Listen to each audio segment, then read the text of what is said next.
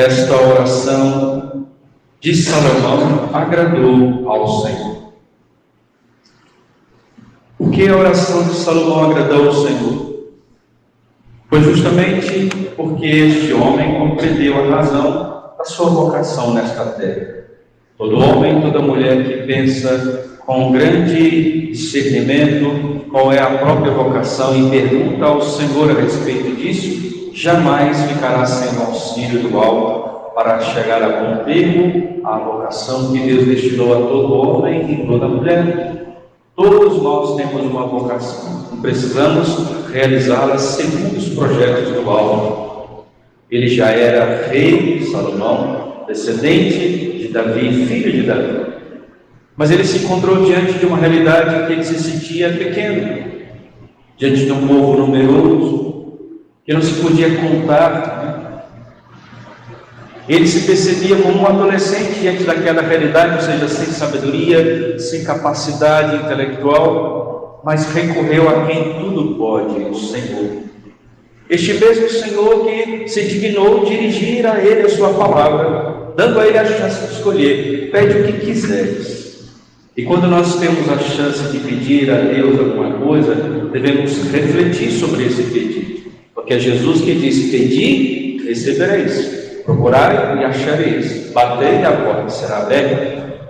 A este jovem, a este adolescente, a este grande prometido da parte de Deus, o rei Salomão, aquele que edificou o templo do Senhor, o Senhor disse: pede o que desejas e eu te darei. Salomão então parou para refletir, e nesta reflexão ele realmente pediu o que precisava. Isso encantou o coração de Deus. Eu já sabia que ele iria pedir isso, mas Deus gosta de conversar com os homens.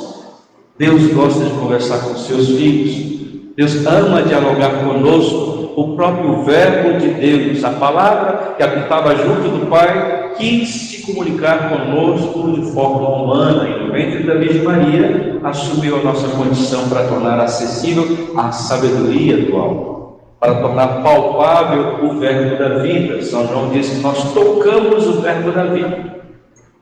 O Verbo da vida que habitava junto do Pai tornou acessível para cada um de nós. Armou tenda entre os homens, veio para se ocupar conosco, bater papo conosco. E por que é que nós muitas vezes queremos fazer as coisas segundo as nossas próprias ideias? Não nos dirigimos a Deus diante do sacrário, ou pegar as Sagradas Escrituras, o catecismo da Igreja Católica, ver tudo que a Igreja já definiu ao longo dos séculos, conversar com Deus através dos seus servos, seus santos, olhando as obras de Santo Agostinho, Santo Tomás de Aquino, de tantos outros homens e mulheres que viveram com fidelidade o Evangelho, São Francisco de Assis, Santa Clara, ler os escritos franciscanos, os escritos carmelitanos, em vez de nós nos consultarmos aqueles que têm experiência na nossa terra, nosso pai, nosso avô. Há um dia desse celebramos o dia dos avós, no dia em que se celebra a festa de Santa Ana e São Joaquim, os nossos idosos que têm muita sabedoria, sabedoria de vida, mesmo que talvez não tenha diplomas, não tenha todos os cursos que nós temos, mas a experiência de vida deles, os cabelos brancos não são por nada, tem algo a nos dizer, algo a nos ensinar. Buscar os anciãos, aqueles que têm a sabedoria, devemos buscar socorro naqueles que já estão no coração de Deus seguros. Este jovem Salomão se sentiu incapaz e buscou socorro em Deus e fez justamente o pedido: eu não dou conta. O que eu te peço, Senhor, é que se me dê um coração compreensivo, capaz de governar esse teu povo e saber distinguir o bem do mal, discernir o bem do mal. Isso é muito importante. Nós vivemos um tempo muito obscuro, em que bem se parece com mal e o mal parece com bem. As pessoas invertem os valores. E como estamos precisando de luz neste tempo, de discernimento, de rezar ao Divino Espírito Santo, naquela oração que diz: fazer que eu aprecie retamente todas as coisas segundo o mesmo Espírito. Nós devemos sempre invocar do alto aquele que procede do Pai, do Filho, e com o Pai, o Filho é adorado e glorificado, como nós professamos no credo, sendo constante napolitano, porque sem o Divino Espírito Santo, nós não somos capazes de distinguir as coisas. E às vezes fazemos escolhas erradas, casamos com a pessoa errada, escolhemos a vocação errada, começamos um curso, porque eu quero ser, sei lá, advogado, de repente descobre que aquilo ali não é o caminho, não é o que o coração deseja, para onde se inclina a alma. Para cada um o Senhor deu uma vocação e ministérios, mas é Ele quem dá, e por isso devemos recorrer a Ele, para que Ele possa nos ajudar a realizar a sua obra. Sem mim nada podeis fazer. Quem é que disse isso? A sabedoria encarnada, Jesus de Nazaré. Sem mim nada podeis fazer. São Paulo também compreendeu muito bem isso, e ele vai dizer: tudo posso naquele que me fortalece. Este mesmo que na segunda leitura vai dizer aos romanos que todas as coisas concorrem para o bem do homem. Deus só tolera o mal, permite o mal, porque Ele pode tirar desse mal algum bem. Ele considera cada coração, na sua onisciência, na sua sabedoria, no seu discernimento divino. Ele sabe o que permitir a esse e aquele, para que aquele irmão, aquele nosso irmão, aquele seu filho possa tirar daí um grande proveito, para que tenha também méritos nesta obra da redenção, nesta obra da implantação do reino de Deus. E hoje Jesus vai comparar como um homem que procura pérolas, e quando a acha, ele faz todo o seu investimento, vende tudo que tem por causa daquela pérola preciosa. Ou quando ele descobre que naquele terreno tem um tesouro, ele não conta para ninguém. A terra não vale nada, mas ele sabe que dentro lá, soterrado ali, enterrado ali, está um grande tesouro. Ele não sai contando para todo mundo, porque é preciso guardar o segredo do reino. A nossa vida, a nossa caminhada, tem coisas que nós não podemos partilhar com todo mundo.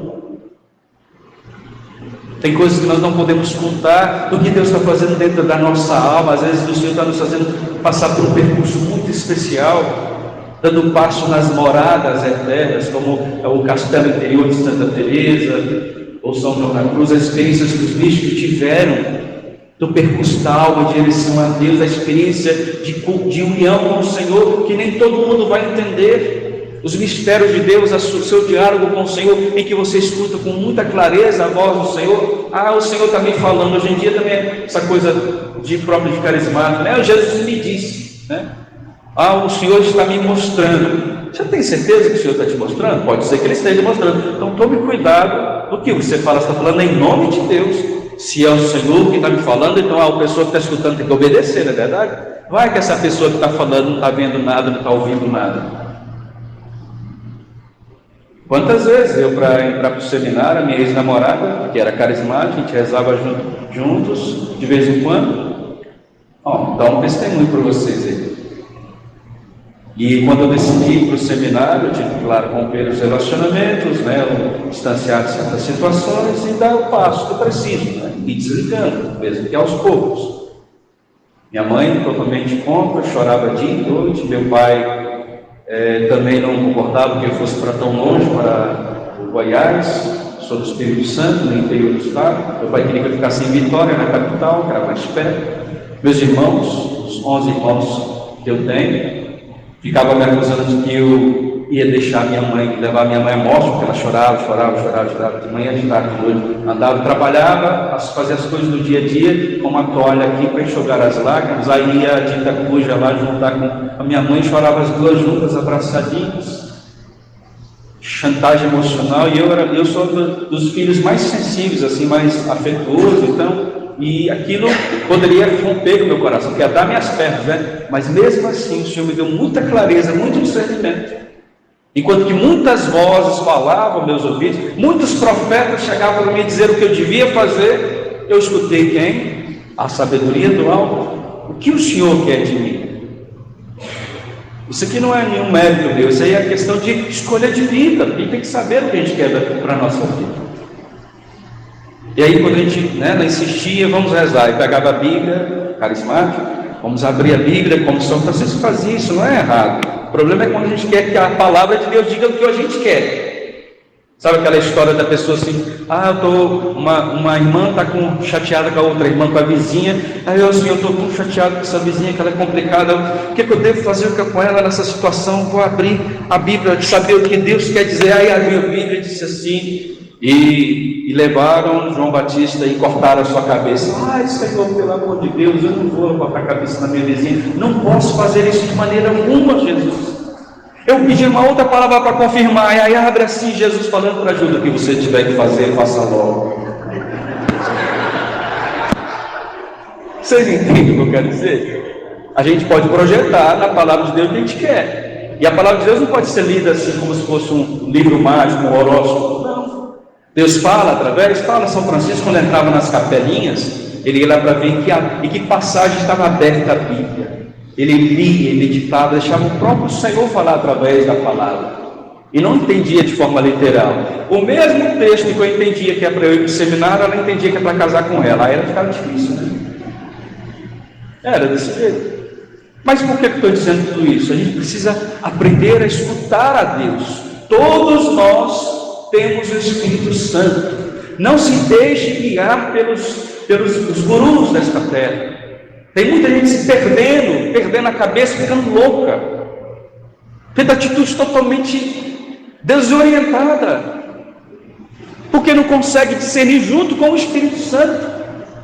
Nós decidimos, o Espírito Santo e eu, dizia São Paulo, decidimos que no início da comunidade cristã havia muitas discussões a respeito da circuncisão, dos pagãos que vinham, se tornavam cristãos, sem tinham que circuncidar ou não. Qual era o comportamento que essas pessoas tinham que ter? Paulo chegou a chamar Pedro de hipócrita, porque Pedro teve uma atitude discriminatória, ficou com vergonha dos cristãos de origem pagã, quando chegou o pessoal de origem judaica. E ainda Paulo diz, você ainda levou muita gente na sua atitude hipócrita. Paulo corrigindo o chefe da igreja, corrigindo o Papa. Percebe aí? Por causa da atitude hipócrita, discriminatória. Você está tendo atitude que Pedro depois vai compreender. Jesus disse para ele, mostrou para ele como que numa tela de cinema desceu um lençol, né? Não havia cinema na época, então é contado como um lençol, assim, uma tela, desceu-se e fazia todo tipo de carne impura. E o Senhor disse, mata e come, Pedro. O Senhor nunca entrou nos meus lábios um alimento impuro. Aí Jesus disse, não chama de puro aquele que já tornei puro. Naquelas confusões todas, tinha que decidir o quê? A igreja faz isso. Em reunião, com auxílio do alto, toma as decisões.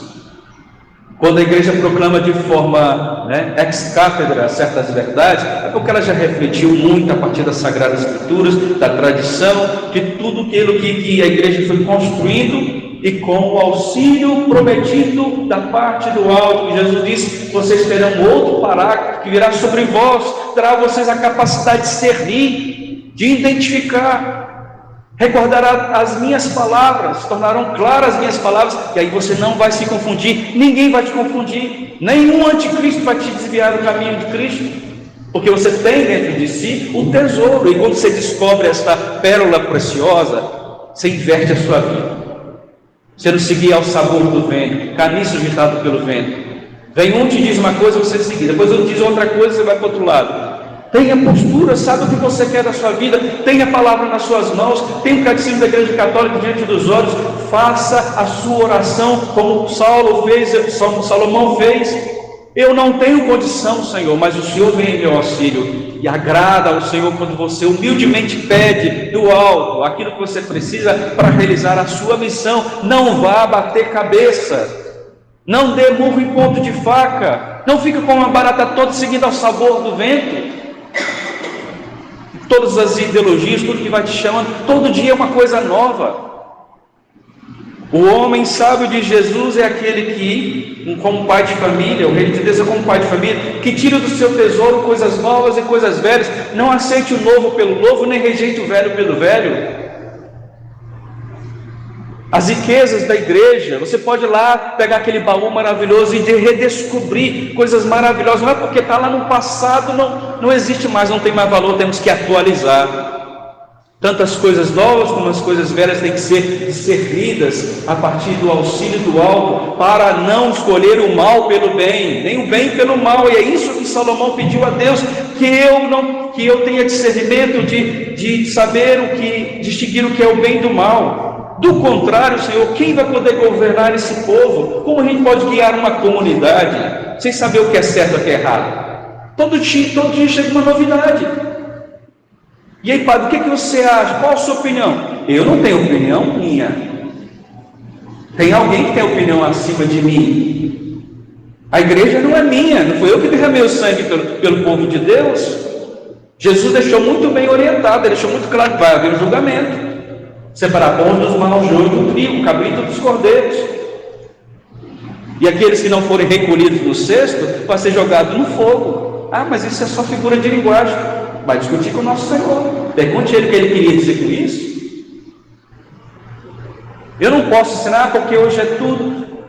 Cada paróquia é uma igreja independente. Cada diocese é uma igreja independente. Cadê a catolicidade, a unicidade da igreja? Porque cada um ensina o que bem entender da própria cabeça, porque seguir por si só. Tem seus próprios gurus, tem seus próprios oráculos interiores.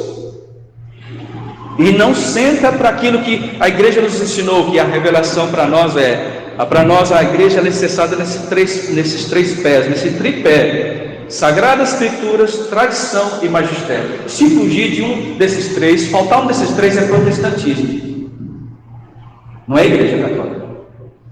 E como a igreja católica não foi fundada por mim, eu não posso fazer o que eu bem entender a respeito da palavra de Deus, distorcê-la a meu bel prazer. E descobrir isso, gente, é descobrir um tesouro, porque ninguém lhe pode tirar. Você investiu a sua vida. Eu sei o que Deus quer de mim, por isso eu saí de casa. Eu sei o que Deus quer de mim, por isso eu me casei. Eu sei o que Deus quer de mim, por isso que eu entrei nessa profissão, nesse ministério, e eu vou levar até o final. E se eu não der conta, porque muitas coisas atingem o servo de Deus, eu vou pedir o auxílio do alto, porque essas coisas concorrem para o meu bem, para que o Senhor me conduza na sua vontade, e assim Ele possa realizar o sonho dele para todo homem e toda mulher, porque Deus nos predestinou para sermos em seu Filho Jesus santos e imaculados. Desde sempre Ele nos predestinou serem conformes à imagem de seu Filho, para que este seja o primogênito numa multidão de irmãos. E aqueles que Deus predestinou, eu e vocês, também nos chamou a uma vocação. E depois que nos chamou, também nos tornou justos, nos justificou com o seu sangue derramado na cruz. E depois que nos tornou justos com o seu sangue, nos glorificou. E isso vai acontecer, a glória para todo homem que tira proveito do valor do sacrifício de Cristo na cruz, que não vive em conformidade com o mundo, que não nega o sangue redentor. Só há um Salvador, só um que pode morrer por mim, só um que é capaz de aplacar a ira divina a meu respeito, só um que é a sabedoria do alto, só um que pode me guiar para o caminho certo. Eu sou o caminho, a verdade e a vida. Ninguém vai ao Pai senão por mim. Mas tem gente dizendo que tem outros caminhos. Tem outros caminhos, todos os caminhos levam a Deus. Todo homem que busca a verdade, busca o amor, busca a honestidade, a ética, a moral, vai se encontrar com a sabedoria encarnada. Não é assim que diz que a palavra de Deus? Quem anseia pela sabedoria vai encontrá-la sentada na porta de casa. Quando você abrir a porta para ir para o trabalho, ela vai estar sentada ali na calçada. Ou seja, quem busca a verdade, aí a gente olha a vida de Santo Agostinho, o homem que buscou com sinceridade de coração a verdade, mesmo vivendo na depravação, mesmo vivendo no pecado terrível, mas encontrou, porque o coração dele era reto, ele queria conhecer a verdade, e quando ele conheceu a verdade o libertou. E é assim que Jesus disse isso no São João: conhecereis a verdade e ela vos libertará. Simples assim. Saulo perseguia os cristãos, mas ele perseguia pelo zelo pela lei, não é porque ele tinha necessidade de derramar sangue de inocentes, não. Era retidão de coração, mas ele estava errado, perseguindo a Cristo. Tem coisas que nós fazemos que nós ainda não temos discernimento, que são erradas. Mas quando a gente descobre que está errado, você tem que fazer o quê? Mudar o caminho, se converter. Se eu fui iluminado suficientemente para poder tomar vergonha na cara, então eu tenho que tomar vergonha na cara. Não posso fingir que não escutei, fingir que a palavra não me foi dirigida, fingir que eu não recebi luz suficiente, discernimento, o que é certo e o que é errado. Precisamos levar a sério nosso diálogo com o Senhor. Porque nós vamos de domingo em domingo escutar a palavra de Deus, de volta para casa do mesmo jeito.